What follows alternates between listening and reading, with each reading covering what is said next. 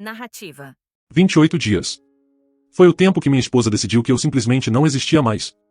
Mas deixa eu te contar como tudo começou, porque o final vai te deixar de boca aberta. Era uma terça-feira à noite quando tudo mudou. Cheguei do trabalho e encontrei a casa num silêncio absoluto. Não aquele silêncio gostoso depois de um dia cansativo, mas o silêncio pesado, calculado. Ela estava sentada à mesa da cozinha, rolando o celular como se eu fosse ar. Como foi seu dia? Perguntei, colocando as chaves na bancada. Nada. Nenhum olhar. Tudo bem? Ainda nada. Ela se levantou, passou por mim como se eu fosse um móvel e subiu as escadas. Ouvi a porta do quarto bater com mais força do que o necessário. O negócio é o seguinte sobre minha esposa, ela sempre foi dramática. Mas isso era diferente. Na noite anterior, tivemos o que eu achei que era uma discussão normal sobre divisão de tarefas domésticas. Ela vinha reclamando que tinha que lavar roupa enquanto eu estava no trabalho, mesmo eu cuidando de todo o quintal, manutenção do carro e a maioria das contas. Quando eu sugeri que a gente podia dividir as coisas de forma mais justa, ela ficou brava. Mas eu nunca imaginei esse nível de infantilidade. Nos 3 dias seguintes, ela manteve essa rotina bizarra. Fazia café da manhã só pra ela e deixava minha louça na pia. Lava a roupa dela e deixava a minha no cesto. Pedia delivery pra uma pessoa e comia na minha frente sem oferecer nenhuma mordida. O mais enlouquecedor? Ela respondia a todo mundo menos eu. O celular dela tocava e de repente ela virava sorrisos e conversa com amigas ou família. Quando desligava, eu voltava a deixar de existir. No 4º dia, eu entendi o que aquilo realmente era. Não era sobre a discussão. Era uma jogada de poder. Ela estava usando o tratamento de silêncio como arma, esperando que eu quebrasse, implorasse perdão, me arrastasse atrás da atenção dela. Eu já tinha visto ela fazer isso com a irmã dela numa reunião de família. A coitada passou a noite inteira tentando se desculpar por uma bobagem enquanto minha esposa agia como se ela não estivesse ali. Mas foi aí que ela se deu mal. Eu não sou a irmã dela. No 5º dia, aconteceu uma coisa interessante. Eu estava vendo o jogo na sala quando ela desceu. Ficou parada ali por 1 minuto inteiro, claramente esperando que eu notasse, tentasse puxar conversa, mostrasse que o silêncio dela estava funcionando. Quando eu não tirei os olhos da TV, ela chegou a pigarrear alto. Eu continuei vendo o jogo. Ela subiu pisando duro e eu ouvi ela no telefone com alguém, a voz atravessando as paredes finas. Ele tá sendo tão teimoso. Dá pra acreditar que ele nem tá tentando consertar isso? Foi aí que caiu a ficha. Ela não estava me ignorando porque estava magoada. Estava me ignorando porque queria me treinar, como um condicionamento comportamental. Dar ombro frio pro marido até ele aprender a se submeter completamente ao que ela quisesse. O problema do plano dela? Eu estava começando a perceber o quanto a casa tinha ficado tranquila. Sem crítica constante sobre como eu colocava a louça na máquina errado. Sem reclamação sobre minha escolha de programa na TV. Sem sermão por deixar uma xícara de café na bancada por 5 minutos. Pela primeira vez em anos, eu chegava do trabalho e conseguia relaxar de verdade. No fim da primeira semana, tomei uma decisão. Se ela queria brincar, eu ia brincar junto. Mas não do jeito que ela esperava. Tem coisas que eu amava fazer e que fui deixando de lado por causa das reclamações constantes dela. Coisas que faziam parte de quem eu era antes de virar essa versão que andava em casca de ovo perto dos humores dela. Música, por exemplo. Eu era músico. Não só como hobby, mas profissionalmente. Toquei saxofone numa banda de jazz por 5 anos antes de casar. Tinha um teclado montado no que costumava ser meu estúdio em casa antes de virar a sala de artesanato dela que ela nunca usou de verdade. Mas com o tempo, toda vez que eu tentava praticar, vinham os comentários. Esse barulho tá me dando dor de cabeça. Precisa tocar a mesma música sem parar? E o meu favorito, tem certeza que você já foi músico? Porque isso não tá soando certo. Esses comentários doíam fundo porque música não era só algo que eu fazia. Era quem eu era. Mas aos poucos, fui tocando cada vez menos, até meus instrumentos acabarem enterrados no armário embaixo das caixas de decoração sazonal dela. Bom, se ela ia me ignorar completamente, isso significava que ela não podia reclamar de barulho, né? No 8º dia, tirei meu saxofone do armário. A case estava empoeirada e quando abri senti algo que não sentia há anos, empolgação. Empolgação pura, sem filtro, de fazer música de novo. Montei na sala, bem onde ela teria que passar para ir para a cozinha. E comecei a tocar. Vou ser honesto, eu estava enferrujado. Muito enferrujado. As primeiras notas saíram horríveis e minha embocadura estava totalmente fora de forma. Em circunstâncias normais, isso teria sido a oportunidade perfeita para ela soltar uma das críticas cortantes sobre minhas habilidades musicais. Mas ela não podia, não sem quebrar a própria regra. Em vez disso, ouvi os passos dela pararem no topo da escada. Depois de uns 30 segundos de eu trabalhando escalas básicas, ouvi a porta do quarto bater tão forte que sacudiu a casa. Eu sorri e continuei tocando. No dia seguinte, adicionei o teclado na rotina de prática, montei bem na sala de jantar onde a acústica era melhor, passei 1 hora trabalhando estandards antigos de jazz, meus dedos aos poucos lembrando as progressões de acordes que eu tocava dormindo. Ela desceu enquanto eu estava no meio de Take 5 e eu vi pelo canto do olho. Ficou parada ali um momento, claramente querendo falar alguma coisa, o rosto ficando cada vez mais vermelho. Quando eu errei uma nota no bridge, vi a boca dela se abrir, provavelmente pronta para soltar uma das críticas de sempre. Mas aí lembrou do jogo e fechou de novo. Em vez disso, pegou a bolsa e saiu de casa batendo a porta. Terminei a música e percebi que me sentia mais eu mesmo do que em anos. No 10º dia, já tinha estabelecido uma rotina que teria sido impossível 2 semanas antes. Café da manhã praticando escalas no teclado, sessões de relaxamento à noite com o saxofone, a casa cheia de música pela primeira vez em anos, e ela estava perdendo a cabeça. O tratamento de silêncio era para me deixar desesperado pela atenção dela. Em vez disso, eu estava redescobrindo partes de mim que tinha esquecido que existiam. Toda manhã, eu montava o teclado na sala e trabalhava progressões de jazz. A memória muscular voltava mais rápido do que eu esperava. Meus dedos achavam as mudanças de acordes familiares e de repente eu estava tocando arranjos que não tocava há uma década. Ela descia para tomar café, via eu no teclado e a mandíbula travava. Mas não podia falar nada, não sem admitir que a guerra psicológica dela não estava funcionando. O grande momento veio no dia 12. Eu estava trabalhando numa peça bem difícil de saxofone, com corridas complexas que exigiam precisão. Estava praticando os mesmos 16 compassos há uns 20 minutos, aumentando o tempo aos poucos. Toda vez que errava um trecho específico, parava, voltava e tentava de novo. Ela estava na cozinha e eu sentia a tensão irradiando dali. Toda vez que eu errava uma nota ou tinha que recomeçar, ela batia alguma coisa com mais força do que o necessário. Uma xícara de café. Um prato. A porta da geladeira. Aí aconteceu. Eu estava trabalhando numa corrida cromática complicada quando errei feio. As notas saíram um guincho dissonante que faria qualquer músico de jazz se encolher. Ela não se segurou. Meu Deus do céu. Você tem certeza que já foi músico? Porque isso parece um animal morrendo. As palavras ficaram no ar por exatos 3 segundos antes dela perceber o que tinha feito. Os olhos dela se arregalaram e ela literalmente tapou a boca com a mão como se pudesse voltar atrás. Eu parei de tocar e olhei para ela calmamente. Ah, então você consegue me ouvir? Interessante. Ela ficou vermelha, virou e subiu marchando. Ouvi a porta do quarto bater e logo depois ela falando rápido no telefone. Não dava para entender as palavras exatas, mas o tom era claro. Ela estava furiosa consigo mesma por ter quebrado. Mas o que realmente me pegou foi que, mesmo depois de semanas sem falar, as primeiras palavras dela ainda foram feitas para me diminuir. Ainda para me fazer sentir pequeno sobre algo que eu amava. Isso me disse tudo o que eu precisava saber sobre para onde esse casamento estava indo de verdade.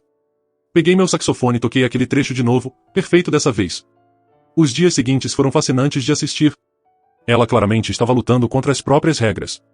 O tratamento de silêncio era a arma preferida dela, mas eu não estava reagindo como ela queria. Em vez de ficar desesperado pela atenção dela, eu estava florescendo na ausência. Comecei a expandir além da música. Lembra daquela bancada de marcenaria que eu montei na garagem 3 anos atrás? Ela reclamou que era bagunçada demais, barulhenta demais, perda de tempo e dinheiro. Bom, sem reclamações vindo na minha direção, liguei a serra circular pela primeira vez em meses. O som ecoava pela casa e eu ouvia a porta do quarto dela batendo de novo. Mas eu continuava trabalhando, construindo uma estante pequena que planejava há anos. A satisfação de criar algo com as mãos, junto com a liberdade de fazer sem crítica constante, era inebriante. Também recuperei a TV. Por anos, chegava em casa e encontrava ela vendo reality show ou comédia romântica. Se eu quisesse ver um jogo ou algo que eu realmente gostasse, tinha que negociar ou esperar ela terminar. Agora, eu entrava, pegava o controle e colocava o que eu queria. Ela entrava na sala bufando, via eu vendo basquete e saía bufando de volta. O momento que realmente mostrou tudo foi no dia 16. Eu estava no meio de uma sessão de prática à noite, trabalhando arranjos de Miles Davis no saxofone. A música fluía e eu estava totalmente na zona.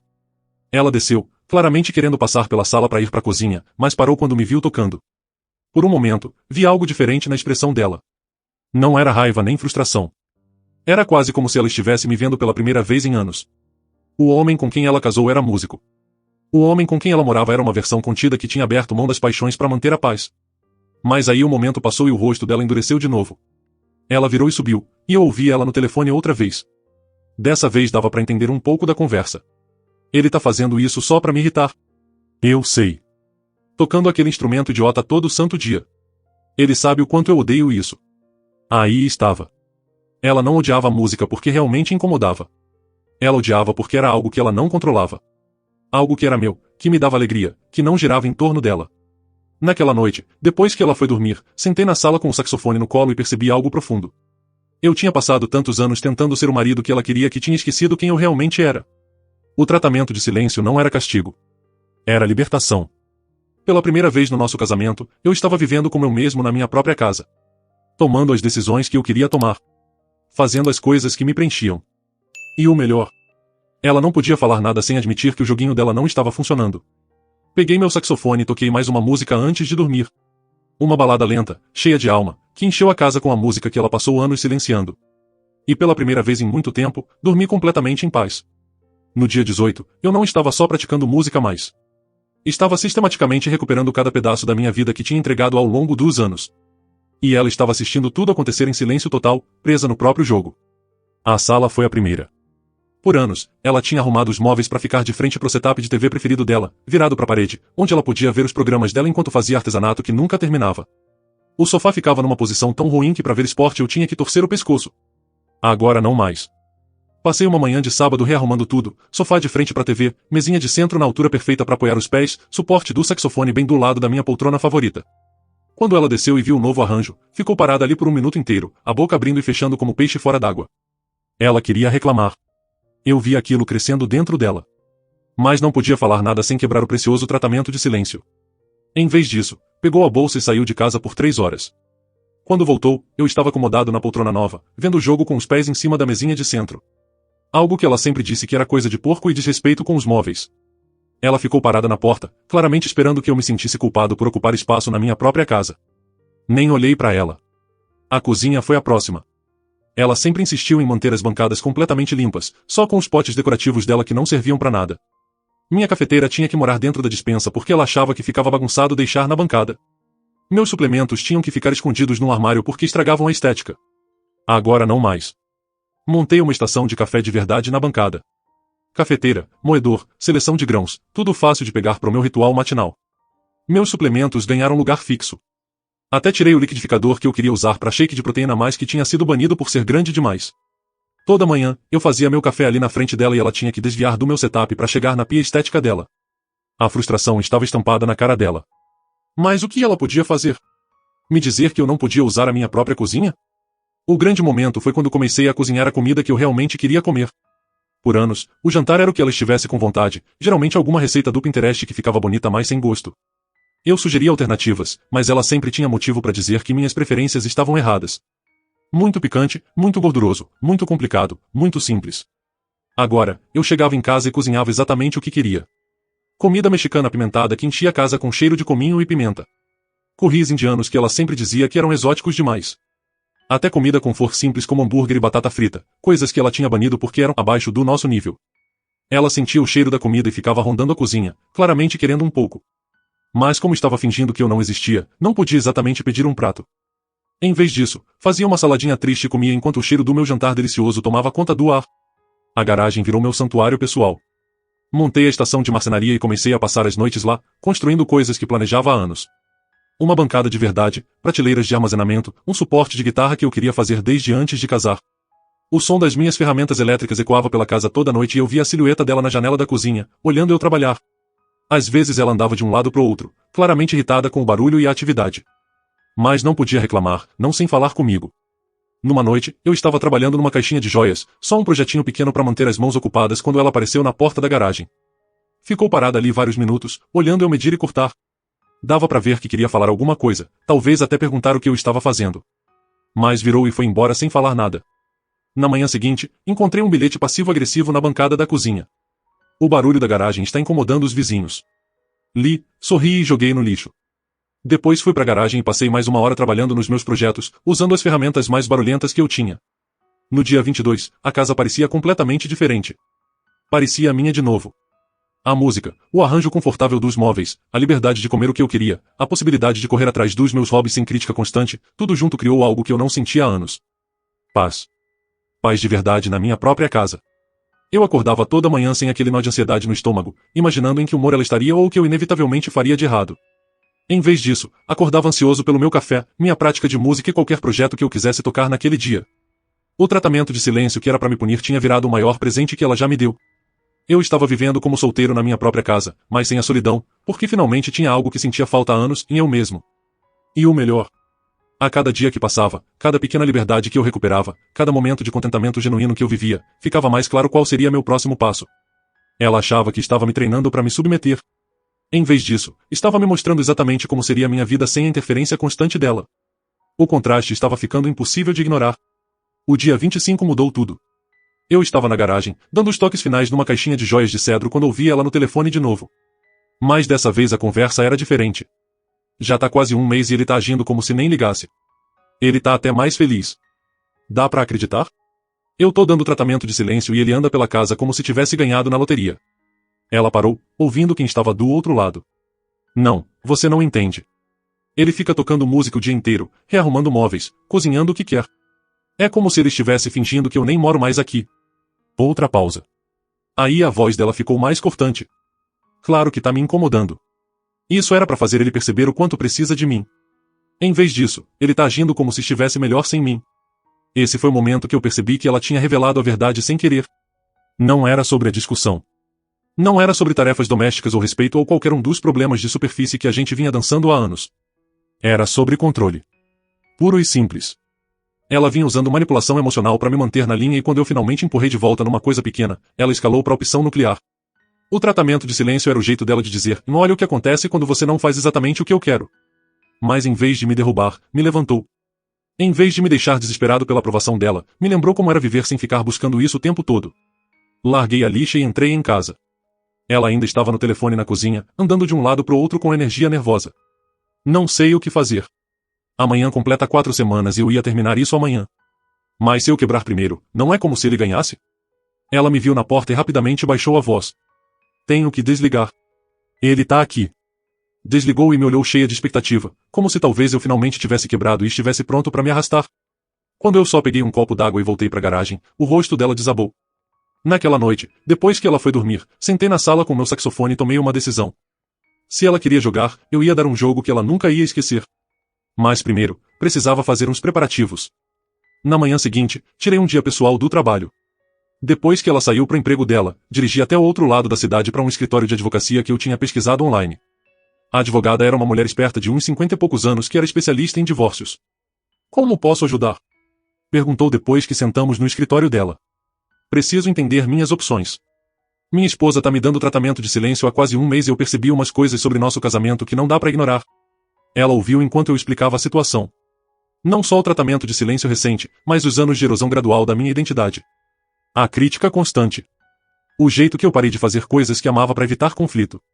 A percepção de que eu vinha vivendo como hóspede na minha própria casa. Parece que você já tomou sua decisão, ela disse quando terminei. Acho que sim, mas quero fazer isso direito. Limpo, justo e definitivo. Passamos 2 horas revisando tudo.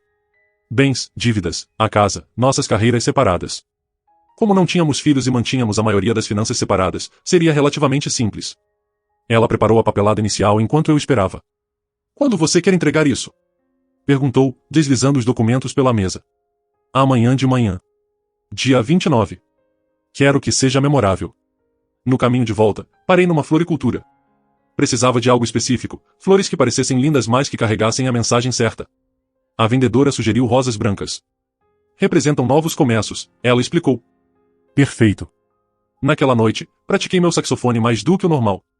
Toquei algumas das minhas peças favoritas, deixando a música encher a casa uma última vez. Ela estava lá em cima, provavelmente planejando o grande retorno à fala amanhã, achando que finalmente tinha ganhado a guerra psicológica. Se ao menos soubesse o que estava por vir. Passei a noite escrevendo 2 bilhetes. O primeiro levou vários rascunhos para ficar certo. Precisava ser esperto o suficiente para pegar ela totalmente desprevenida, mas não tão óbvio que ela entendesse imediatamente o que estava acontecendo. O segundo bilhete foi mais fácil, mais direto, mais final. Enquanto eu lacrava os papéis do divórcio no envelope, senti algo que não sentia há anos. Certeza absoluta. Não ansiedade. Não dúvida. Não aquele segundo questionamento que me paralisava há tanto tempo. Só calma, clareza, certeza de que eu estava tomando a decisão certa. O tratamento de silêncio era para me ensinar uma lição sobre o que acontece quando eu não me submeto à vontade dela. Em vez disso, me ensinou algo muito mais valioso. Como minha vida podia ser quando eu parava de tentar gerenciar as emoções dela e começava a honrar minhas próprias necessidades. Amanhã, ela ia descobrir que o experimento de um mês de guerra psicológica dela tinha dado terrivelmente errado. Em vez de treinar um marido mais obediente, ela tinha criado um homem pronto para ir embora de vez. Fui dormir cedo, coloquei o despertador pro amanhecer. O dia 29 ia ser inesquecível. O dia 29 chegou como qualquer outra manhã. Só que eu acordei com o tipo de clareza que vem quando você sabe exatamente o que precisa fazer. Comecei o dia do mesmo jeito que vinha fazendo nas últimas 3 semanas. Com música. Montei meu saxofone na sala e toquei um standard de jazz lento, deliberado. As notas encheram a casa e eu ouvi ela se mexendo lá em cima. Provavelmente estava deitada planejando o grande retorno à fala, imaginando quanto eu ficaria grato quando ela finalmente acabasse com o castigo. Ela não fazia ideia do que a esperava. Depois da sessão de prática, arrumei as rosas brancas num vaso simples e coloquei na mesa da cozinha com o primeiro bilhete dobrado cuidadosamente do lado. A letra estava caprichada, deliberada. A mensagem foi perfeitamente elaborada para pegar ela totalmente desprevenida. Depois voltei para minha rotina matinal. Café, jornal, segunda rodada de prática de saxofone. Agindo como se fosse só mais um dia tranquilo na minha casa recém-recuperada. Ela desceu por volta das 8h30, vestida para o trabalho mas andando devagar. Eu via ela se preparando mentalmente para o que quer que fosse a revelação dramática que tinha planejado. Talvez fosse agir como se o tratamento de silêncio tivesse sido algum tipo de teste que eu passei. Talvez fosse fingir que tudo tinha sido um mal-entendido. Ela entrou na cozinha e congelou quando viu as flores. Eu assisti da sala enquanto ela se aproximava da mesa com cautela. Os dedos dela tremiam levemente quando pegou o bilhete e desdobrou. Eu tinha escrito com minha melhor letra, garantindo que cada palavra ficasse clara. Obrigado pelo melhor mês do nosso casamento. O rosto dela passou por umas 5 emoções diferentes em 10 segundos. Confusão primeiro. Depois um sorriso começou a se formar enquanto ela entendeu errado a mensagem. Depois confusão de novo quando releu.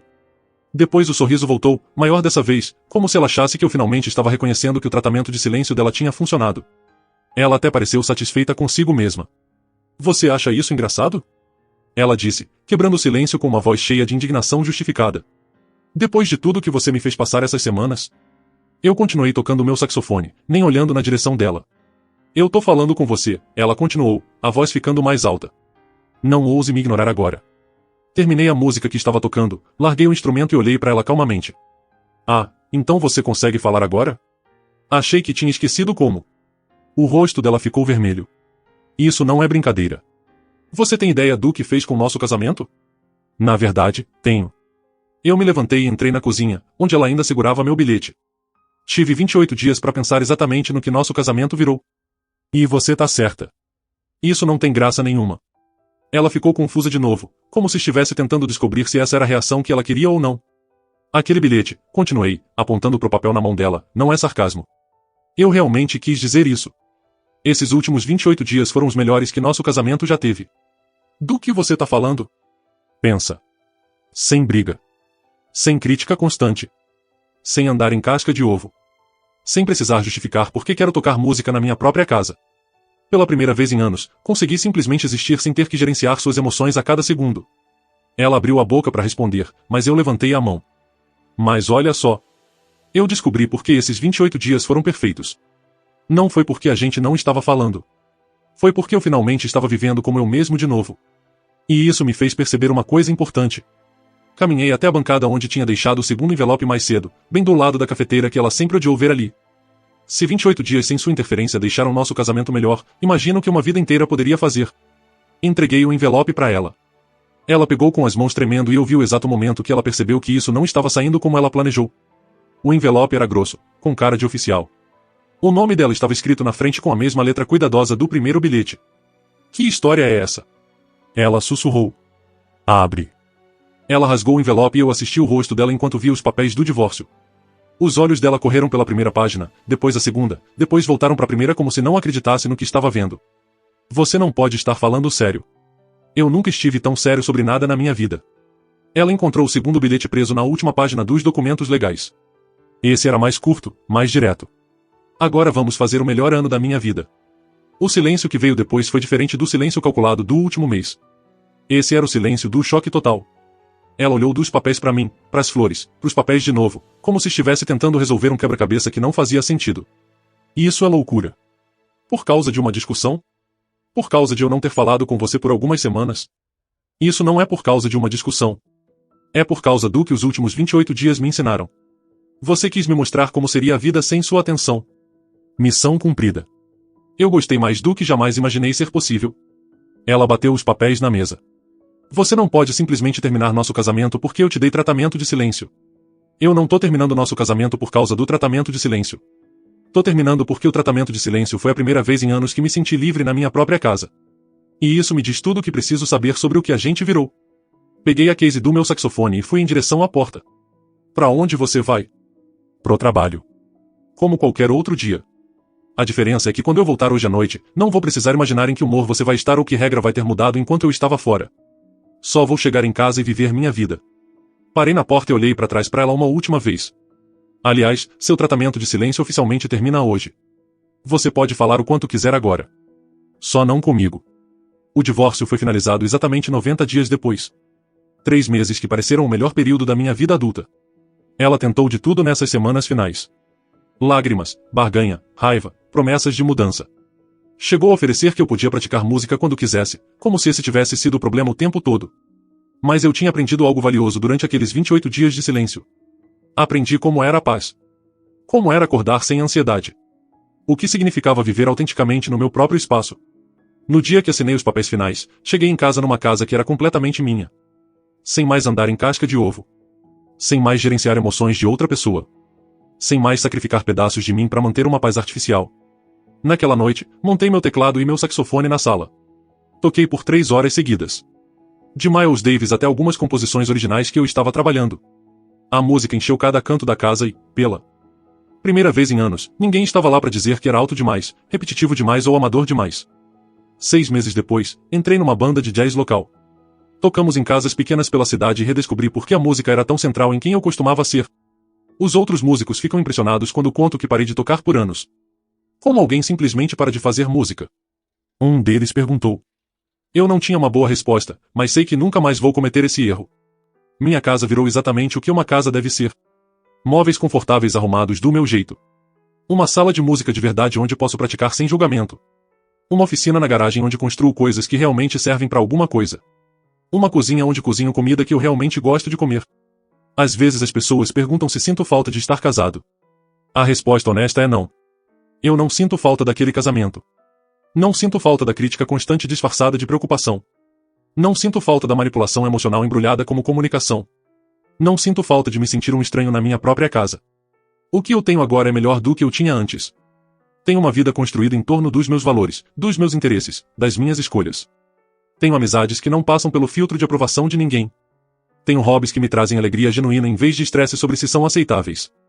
O tratamento de silêncio que era para me punir acabou sendo o maior presente que ela já me deu. Me mostrou como era a liberdade. Me lembrou quem eu era por baixo de todos os compromissos e concessões.